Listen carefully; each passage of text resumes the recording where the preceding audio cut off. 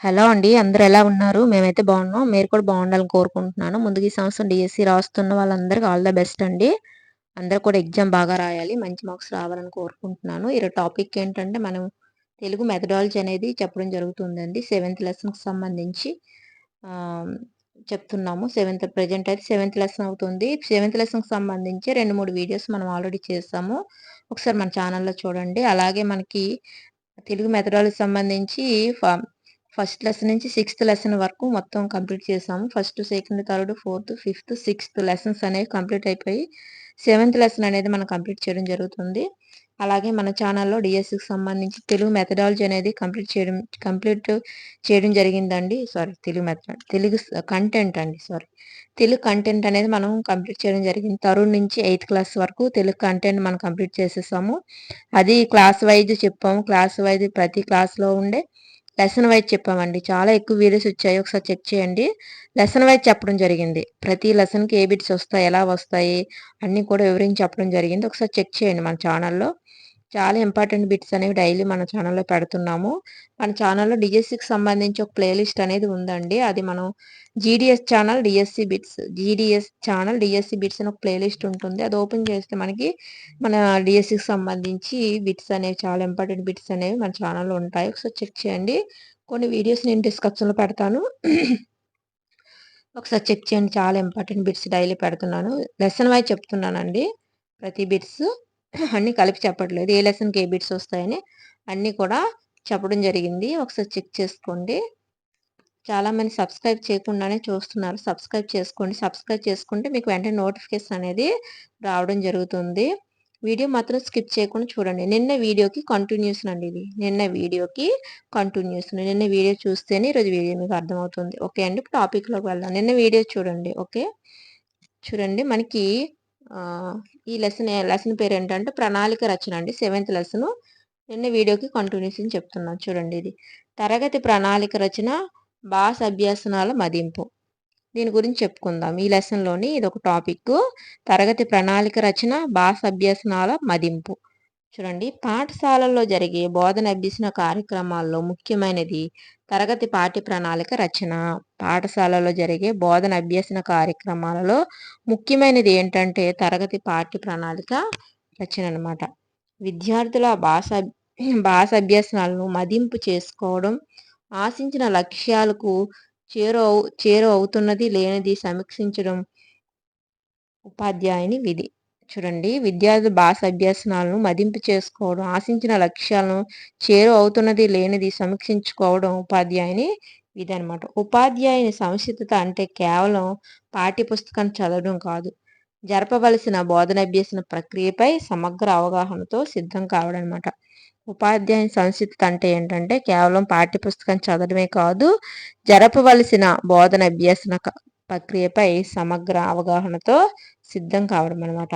అలాగే ప్రముఖ పాశ్చాత్య గ్రీకు తత్వవేత్త అరిస్టాటిల్ అభిప్రాయం ప్రకారం పిల్లల మనసు ఏమి రాయబడని నల్లబల్ల లాంటిది అని అన్నారనమాట. ఇతను గ్రీకు తత్వవేత్త అరిస్టాటిల్ అభిప్రాయం, అతని ప్రకారం ఏంటంటే పిల్లల మనసు అంట ఏమీ రాయబడని నల్ల బల లాంటిది. దాన్నే మనం ట్యాబులోరస్ అని అంటాం అనమాట. ట్యాబులోరస్ అంటే మనకి పిల్లల మనసు ఎలాంటిది, ఏమీ రాయని నల్ల బల్ల అనమాట. ట్యాబులారోస్ అంటే ఏంటండి, ఏమీ రాయబడని నల్ల బల్ల. దీన్ని మనకి అరిస్టాటిల్ ప్రకారం ఏంటంటే పిల్లల మనస్సు ఏమి రాయబడని నల్లబల లాంటిదని అర్థం. అలాగే బోధనలో పాఠ్యపుస్తకం ఒక వనరు. ఇదొక వనరు. మనం బోధించేటప్పుడు పాఠ్యపుస్తకం అనేది ఒక వనరు. అలాగే ఉపాధ్యాయుడు భాషా బోధన లక్ష్యాలు సాధించడానికి, పిల్లల బోధన సామర్థ్యాలు పెంపొందించడానికి అనుసరించవలసిన వ్యూహాలతో, కార్యక్రమాలతో సంవత్సరం మొత్తానికి రాసేది వార్షిక ప్రణాళిక. ఇక్కడ చూడండి, ఉపాధ్యాయుడు భాషా బోధన లక్ష్యాలు సాధించడానికి, పిల్లల్లో బోధన సామర్థ్యాలు పెంపొందించడానికి అనుసరించవలసిన వ్యూహాలతో, కార్యక్రమాలతో సంవత్సరం మొత్తానికి రాసేదే వార్షిక ప్రణాళిక అవుతుందన్నమాట. మరొకసారి చూడండి, ఉపాధ్యాయుడు భాషా బోధన లక్ష్యాలు సాధించడానికి, పిల్లల బోధన సామర్థ్యాలు పెంపొందించడానికి, అనుసరించవలసిన వ్యూహాలతో, కార్యక్రమాలతో సంవత్సరం మొత్తాన్ని రాసేది మనకి వార్షిక ప్రణాళిక అవుతుందన్నమాట. ఒక పాఠాన్ని ప్రాతిపదిక తీసుకొని ఎన్ని పీరియడ్లు అవసరమో విభజించుకొని మొత్తం పాఠం కోసం రూపొందించుకునేదే యూనిట్ ప్రణాళిక అవుతుందన్నమాట. ఒక పాఠాన్ని ప్రాతిపదిక తీసుకొని ఎన్ని పీరియడ్లు అవసరమో విభజించుకొని మొత్తం పాఠం కోసం రూపొందించుకునేదే మనకి యూనిట్ ప్రణాళిక. ఇది యూనిట్ అంటే ఒక లెసన్కి సంబంధించిన ప్రణాళిక. ముందు మనం చెప్పుకునేది వార్షిక ప్రణాళిక అండి. యూనిట్ ప్రణాళిక వేరు, వార్షిక ప్రణాళిక. అలాగే ఒక పీరియడ్ని దృష్టి పెట్టుకొని రాసే ప్రణాళికను కాలాంశ ప్రణాళిక లేదా పీరియడ్ ప్రణాళిక అని అంటారు. చూడండి, ప్రణాళికలు 1 వార్షిక ప్రణాళిక, 2 యూనిట్ ప్రణాళిక, 3 పీరియడ్ ప్రణాళిక. ఇక్కడ చూడండి, ఉపాధ్యాయులు భాషా బోధన లక్ష్యాలు సాధించడానికి, పిల్లల్లో బోధనా సామర్థ్యాలు పెంపొందించడానికి అనుసరించవలసిన వ్యూహాలతో, కార్యక్రమాలతో సంవత్సరం మొత్తానికి రాసేది వార్షిక ప్రణాళిక అవుతుంది. ఒక పాఠాన్ని ప్రాతిపదిక తీసుకుని ఎన్ని పీరియడ్లు అవసరమో విభజించుకొని మొత్తం పాఠం కోసం రూపొందించేది యూనిట్ ప్రణాళిక అవుతుంది. అలాగే ఒక పీరియడ్ని దృష్టిలో పెట్టుకొని రాసే ప్రణాళికను కాలాంశ ప్రణాళిక లేదా పీరియడ్ ప్రణాళిక అని అంటాము.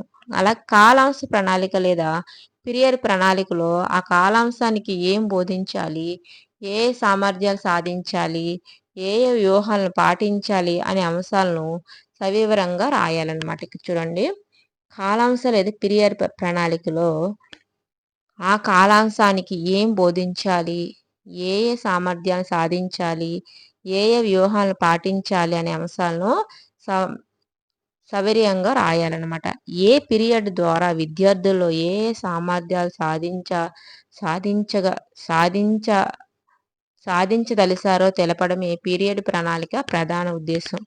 చూడండి, పీరియడ్ ప్రణాళిక ఉద్దేశం ఏంటంటే ఏ పీరియడ్ ద్వారా విద్యార్థుల్లో ఏ సామర్థ్యాలు సాధించదలిచారో తెలపడమే పీరియడ్ ప్రణాళిక ప్రధాన ఉద్దేశం. అలాగే బోధన ఫలవంతం కావడానికి, లక్ష్యం నెరవేరడానికి ఒక నియమిత ప్రణాళిక అవసరం అవుతుంది. బోధన ఫలవంతం అవడానికి, లక్ష్యం నెరవేరడానికి ఒక నియమిత ప్రణాళిక అనేది అవసరం అవుతుంది. పని దినాలకు అనుగుణంగా పాఠ్యాంశాలను సూచించేది వార్షిక ప్రణాళిక. చూడండి, పని దినాలను అనుగుణంగా అంటే పని దినాలకు వర్కింగ్ డేస్కి అనుగుణంగా పాఠ్యాంశాలను సూచించేది మనకి వార్షిక ప్రణాళిక అవుతుంది. పని దినాలకు అనుగుణంగా సూచించేది మనకి ఇక్కడ వార్షిక ప్రణాళిక అవుతుంది. ఒక్కో పాఠానికి అవసరమైన బోధన అవధానాలు ఉంటాయి. చూడండి, బోధనా అవధులు ఉంటాయన్నమాట. ఒక్కో పాఠానికి అవసరమైన బోధనా అవధులు ఉంటాయన్నమాట. ఒక్కొక్క లెసన్ పెద్ద ఉంటుంది, ఒక్కొక్కటి చిన్నది కూడా ఉంటుందండి. ప్రాథమిక తరగతులకు ప్రతిరోజు తెలుగు బోధించడానికి 90 నిమిషాలు సమయం ఉంటుందన్నమాట. తెలుగు పీరియడ్కి మనకి ఇక్కడ ప్రతి తరగతికి 90 నిమిషాలు మనకి తెలుగు లెసన్ బోధించడానికి సమయం అనేది తీసుకోవడం జరుగుతుంది. అలాగే ఉపాధ్యాయుడి యొక్క వృత్తిపరమైన తయారీ టీచింగ్ నోట్స్ పరిశీలిస్తే తెలుస్తుందన్నమాట. ఉపాధ్యాయుడి యొక్క వృత్తిపరమైన తయారీ టీచింగ్ నోట్స్ పరిశీలిస్తే తెలుస్తుంది. పాఠ్యపుస్తకంలో ఉన్న సమాచారం టీచింగ్ నోట్స్లో రాయకూడదు. ఇక్కడ చూడండి, టెక్స్ట్ బుక్లో ఉన్న సమాచారాన్ని టీచింగ్ నోట్లో రాయకూడదు అనమాట. సొంతంగా మనం రాసుకోవాలి. రేపు ఏం చెప్తాం పిల్లలకి, ఈరోజు ఏం చెప్పాము, వాళ్ళకి రేపు మనం ఏం చెప్పాలి, అలాంటిది మనం రాసుకోవాలి. ఉపాధ్యాయుడి ప్రతిస్పందన అనే అంశంలో పిల్లలు ఏం నేర్చుకున్నారు, ఏ పద్ధతి నేర్చుకోవడానికి బాగా ఉపయోగపడుతుంది, ఎవరు సృజనాత్మక జవాబులు చెప్తారు అనే అంశాలను రాయాలన్నమాట. ఉపాధ్యాయుడి ప్రతిస్పందన రాయాలి. ఇందులోని టీచింగ్ నోట్బుక్లో ఉపాధ్యాయుడి ప్రతిస్పందన అనే అంశంలో పిల్లలు ఏం నేర్చుకుంటున్నారు, ఏ పద్ధతి నేర్చుకోవడానికి బాగా ఉపయోగపడుతుంది, ఎవరు సృజనాత్మకంగా జవాబులు చెప్పారు అనే అంశాలను రాయాలన్నమాట. అలాగే అభ్యాసకులు అభ్యాసన కార్యక్రమంలో నిమగ్నమైనప్పుడు వారి సాధనను, ప్రగతిని మాపనం చేయడాన్ని మదింపు అంటామన్నమాట. అభ్యాసకులు అభ్యాసన కార్యక్రమంలో నిమగ్నమైనప్పుడు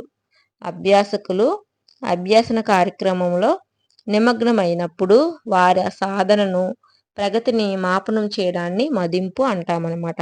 మదింపు కేవలం రాత పరీక్షల ద్వారా కాకుండా మౌఖికంగాను ప్రదర్శనలు, కృత్యాలు చేయడం, ప్రాజెక్టు పనులు, పరిశీలనలు, తరగతి పని, రిపోర్ట్ల ప్రాతిపదికగా మదింపు జరపాలన్నమాట. మదింపు ఏ విధంగా మనం జరపాలంటే చూడండి, మదింపు కేవలం రాత పరీక్ష అంటే ఎగ్జామ్ రిటన్ టెస్ట్ కాకుండా మౌఖికంగాను ప్రదర్శనలు, కృత్యాలు చేయడం ద్వారాను, ప్రాజెక్ట్ పనులు ఇవ్వడం ద్వారాను, పరిశీలన చేయడం ద్వారాను, తరగతి పని రిపోర్టులు ప్రాతిపదికంగా మదింపు అనేది జరుగుతూ ఉండాలన్నమాట.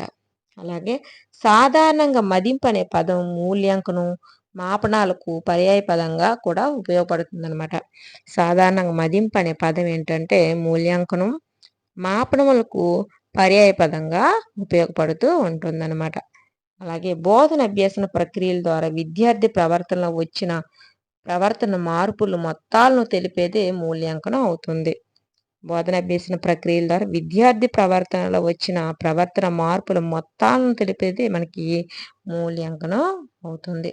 నెక్స్ట్, నియంత్రిత వాతావరణంలో తరగతి గదిలో బోధన లక్ష్యాలు లేదా సామర్థ్యాల మదింపును మూల్యాంకనం అంటారు. చూడండి, మూల్యాంకనం ఇన్ని విధాలుగా వివరించడం జరిగింది. చూడండి, నియంత్రణ వాతావరణంలో తరగతి గదుల బోధన లక్ష్యాలు, సామర్థ్యాల మదింపును మూల్యాంకనం కూడా అంటారు. పిల్లల అభ్యసన స్థాయిని తెలుసుకోవడానికి విద్యార్థుల మూల్యాంకనం ఉపాధ్యాయుడికి సహకరిస్తుందన్నమాట. పిల్లల అభ్యసన స్థాయిని తెలుసుకోవడానికి విద్యార్థుల మూల్యాంకనం ఉపాధ్యాయుడికి సహకరిస్తుంది. అలాగే జ్ఞానం, భాషా నైపుణ్యాలు, వైఖరులు, అభ్యసన సామర్థ్యాలు, విశ్లేషణ సామర్థ్యాలు, విలువలు, నైతిక ప్రవర్తన వలి మొదలైన అంశాలన్నిటినీ బోధన అభ్యసన ప్రక్రియలో భాగంగా మూల్యాంకనం చేయాలన్నమాట. చూడండి, జ్ఞానం, భాషా నైపుణ్యాలు, వైఖరులు, అభ్యసన సామర్థ్యాలు, విశ్లేషణ సామర్థ్యాలు, విలువలు, నైతిక ప్రవర్తనావళి మొదలైన అంశాలన్నిటినీ బోధన అభ్యసన ప్రక్రియలో భాగంగా మూల్యాంకనం మనం చేయవలసి ఉంటుంది. అలాగే పిల్లల నైపుణ్యాలను, విశ్లేషణ శక్తిని, సృజనాత్మకతను మాపనం చేసేందుకు అనువుగా మూల్యాంకనం ఉండాలి. ఇప్పుడు చూడండి, పిల్లల నైపుణ్యాలను, విశ్లేషణ శక్తిని, సృజనాత్మకతను మాపనం చేసేందుకు అనువుగా మూల్యాంకనం అనేది ఉండాలి. బోధన అభ్యసన ప్రక్రియలో అతి కీలకమైన భాగం మూల్యాంకనం అవుతుంది. ఇక్కడ చూడండి, బోధన అభ్యసన ప్రక్రియలో అతి కీలకమైన భాగం ఏంటంటే మనకి మూల్యాంకనం అవుతుంది. చూడండి, బోధన అభ్యసన ప్రక్రియలో అతి కీలకమైన భాగం ఏంటంటే మూల్యాంకనం అనేది అవుతుంది. నెక్స్ట్, ఉపాధ్యాయులు బోధనను మెరుగుపరచడానికి, విద్యార్థుల అభ్యాసన వేగవంతం అవడానికి మూల్యాంకనం సహాయపడుతుంది. ఉపాధ్యాయుల బోధనను మెరుగుపరచడానికి, విద్యార్థుల అభ్యాసన వేగవంతం అవడానికి మూల్యాంకనం అనేది సహాయపడుతుంది. మూల్యాంకనం ఒక నిరంతర ప్రక్రియ అనమాట. ఇది నిరంతరం జరుగుతూనే ఉంటుంది. టీచర్స్కి జరుగుతుంది, పిల్లలకి జరుగుతుంది. టీచర్స్కి పిల్లలకి మధ్య కూడా మనకి మూల్యాంకనం అనేది నిరంతరం మనకి జరుగుతూ ఉంటుంది. మూల్యాంకనంలో మదింపు మరియు మాపనాలు ఇమిడి ఉంటాయి. మూల్యాంకనంలో ఏంటి ఉంటాయండి? మదింపు మరియు మాపనాలు ఇమిడి ఉంటాయి. మూల్యాంకనం ఏముంటాయి? మదింపు, మాపనాలు ఇమిడి ఉంటాయి. బోధన అభ్యసన ప్రక్రియల ద్వారా విద్యార్థి ప్రవర్తన వచ్చిన ప్రవర్తన మార్పులు మొత్తాలను గురించి తెలిపేది మనకు మూల్యాంకనం. చూడండి, మూల్యాంకనం మనకి ఒకే విధంగా లేదండి, ఎన్ని రకాలుగా మనకి వివరించడం జరిగింది. చూడండి, మూల్యాంకనం బోధన అభ్యసన ప్రక్రియల ద్వారా విద్యార్థి ప్రవర్తనలో వచ్చిన ప్రవర్తన మార్పుల మొత్తాలను గుర్తించి తెలిపేది మనకి మూల్యాంకనం అవుతుంది. నెక్స్ట్,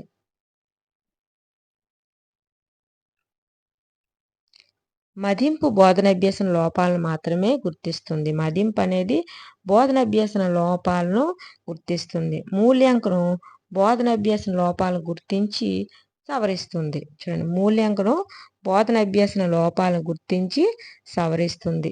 నిర్బంధ ఉచిత విద్యా హక్కు చట్టం 2009 మన రాష్ట్రంలో 2010 ఏప్రిల్ నెల నుంచి అమల్లోకి వచ్చింది.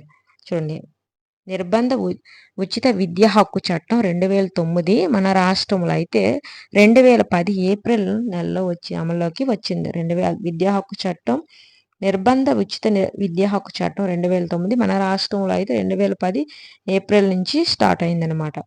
2009 విద్యా హక్కు చట్టం సెక్షన్ 29 ప్రకారం పిల్లలు తాము పొందిన జ్ఞానాన్ని తమ దైనందిన జీవితంలో వినియోగించే సామర్థ్యాన్ని లేదా అన్వయించే సామర్థ్యాన్ని కలిగి ఉంటూ పిల్లలను మార్కులు, ర్యాంకుల పేరుతో ఒత్తిడికి గురి చేయకుండా భారం లేని విద్యను అందించాలని, పిల్లల ప్రగతిని పూర్తి స్థాయిలో అభివృద్ధి చెందించి తద్వారా పిల్లల సర్వతోముఖాభివృద్ధి జరపాలని ఈ చట్టం పేర్కొందనమాట. ఇక్కడ చూడండి విద్యా హక్కు చట్టం ఏంటి, దాని యొక్క ఉద్దేశం ఏంటో ఒకసారి చూద్దాము.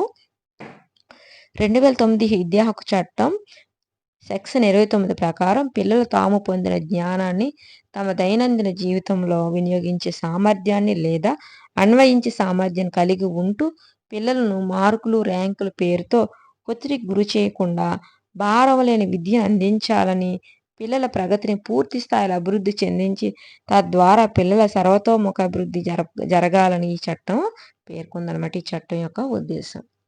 అలాగేంటంటే నిరంతర సమగ్ర మూల్యాంకనం సిసిఈ పిల్లల పాఠ్య సహపాఠ్య విషయాలను వారి ప్రగతిని నిరంతరం సమగ్రంగా మూల్యాంకనం చేయడం ద్వారా వారి సంపూర్ణ వికాసానికి కృషి చేస్తుంది. చూడండి నిరంతర సమగ్ర మూల్యాంకనం సిసిఈ ఏంటంటే సిసిఈ నిరంతర సమగ్ర మూల్యాంకనం, దీన్ని మనం సిసిఈ అంటాము. పిల్లల పాఠ్య సహపాఠ్య విషయాలను వారి ప్రగతిని నిరంతరం సమగ్రంగా మూల్యాంకనం చేయడం ద్వారా వారి సంపూర్ణ వికాసానికి కృషి చేస్తుంది. నిరంతరం అంటే పిల్లల ప్రగతిని ఒక సంఘటనకో సందర్భానికో పరిమితం చేయకుండా ఎల్లప్పుడూ పరిశీలించడం. నిరంతరం అంటే ఏంటంటే నిరంతర సమగ్ర మూల్యాంకనం అంటాం కదా, అందులో నిరంతరం అంటే పిల్లల ప్రగతిని ఒక సంఘటనకో సందర్భానికో పరిమితం చేయకుండా ఎల్లప్పుడూ పరిశీలించడం. సమగ్రత అంటే పిల్లలు సర్వతోముఖాభివృద్ధి అంటే పిల్లల శారీరక, మానసిక, నైతిక, జ్ఞానాత్మక రంగాల అభివృద్ధి అని అర్థం అనమాట. అంటే నిరంతర సమగ్ర మూల్యాంకనం మనకి ఇక్కడ చూడండి, ఇక్కడ ఒకసారి చూడండి, మరొకసారి చూడండి. నిరంతరం అంటే ఏంటంటే పిల్లల ప్రగతిని ఒక సంఘటనకో సందర్భానికో పరిమితం చేయకుండా ఎల్లప్పుడూ పరిశీలించడం మన నిరంతరం కింద వస్తుంది. అది సమగ్రం ఏంటి, సమగ్ర అంటే పిల్లల సర్వతోముఖ అభివృద్ధి అంటే పిల్లల శారీరక, మానసిక, నైతిక, జ్ఞానాత్మక రంగాల్లో అభివృద్ధి అని అర్థం. ఇక్కడ నిరంతర సమగ్ర మూల్యాంకనం 2 విధాలుగా నిర్వహించారు. నిరంతర సమగ్ర మూల్యాంకనం ఎన్ని విధాలండి, 2 విధాలుగా విభజించారు. ఒకటి నిర్మాణాత్మక లేదా రూపక మూల్యాంకనం, నిర్మాణాత్మక మూల్యాంకనం లేదా రూపక మూల్యాంకనం అని కూడా అనొచ్చు. రెండోది సంగ్రహణాత్మక మూల్యాంకనం. సంగ్రహణాత్మక మూల్యాంకనం, నిర్మాణాత్మక మూల్యాంకనము, సంగ్రహణాత్మక మూల్యాంకనం మనకి ఇక్కడ 2 రకాలుగా వివరించడం జరిగింది. అలాగే పిల్లలు ఎలా నేర్చుకుంటున్నారు, ఏం నేర్చుకుంటున్నారు, ఎక్కడ వెనకబడుతున్నారు, దీన్ని ఎలా సరిదిద్దాలి అనే అంశాలను బోధనలో భాగంగా ఎప్పటికప్పుడు అంచనా వేస్తూ అవసరమైన చర్యలను చేపట్టి ప్రగతిని సాధించడానికి తోడ్పడేదే నిర్మాణాత్మక మూల్యాంకనం అవుతుంది. ఇక్కడ చూడండి పిల్లలు ఎలా నేర్చుకుంటున్నారు, ఏం నేర్చుకుంటున్నారు, ఎక్కడ వెనకబడుతున్నారు, దీన్ని ఎలా మనం సరిదిద్దాలి అనే అంశాలను బోధనలో భాగంగా ఎప్పటికప్పుడు అంచనా వేస్తూ అవసరమైన చర్యలు చేపట్టే ప్రగతిని సాధించడానికి తోడ్పడేది మనకు నిర్మాణాత్మక మూల్యాంకనం అవుతుంది. దీని కంటిన్యూషన్ మనకి సంగ్రహణ మూల్యాంకనం అంటే ఏంటో రేపు మనం చెప్పుకుందామండి. ఇది ఈ రోజుకి సంబంధించిన వీడియో. మనకి మూల్యాంకనాలు మనకి 2 విధాలు నిరంతర సమగ్ర మూల్యాంకనం 2 విధాలు అన్నాం కదండి. ఇప్పుడు మనం నిర్మాణాత్మక మూల్యాంకనం, సంగ్రహణాత్మక మూల్యాంకనం గురించి నిర్మాణాత్మక మూల్యాంకనం చెప్పుకున్నాము. ఇప్పుడు మనకి తర్వాత రేపు మనం ఏం చెప్పుకుంటాము, సంగ్రహణాత్మక మూల్యాంకనం గురించి చెప్పుకోవడం జరుగుతుంది. దీని కంటిన్యూస్ అనేది మనం రేపు చెప్తామండి. నిన్న వీడియో చూస్తే ఈరోజు వీడియో అర్థమవుతుంది, ఈరోజు వీడియో చూస్తే రేపు వీడియో మీకు అనేది అర్థమవుతుందండి. ఓకే అండి, వీడియో మాత్రం స్కిప్ చేయకుండా మళ్ళీ ఒక 2-3 సార్లు చదవండి, మీకు అర్థమవుతుంది. చాలా ఇంపార్టెంట్ బిట్స్ అనేవి మనం డైలీ పోస్ట్ చేస్తున్నాం. లైక్ చేయండి, సపోర్ట్ చేయండి. ఓకే అండి, మరొక వీడియోతో మళ్ళీ కలుసుకుందాం. Okay, thank you.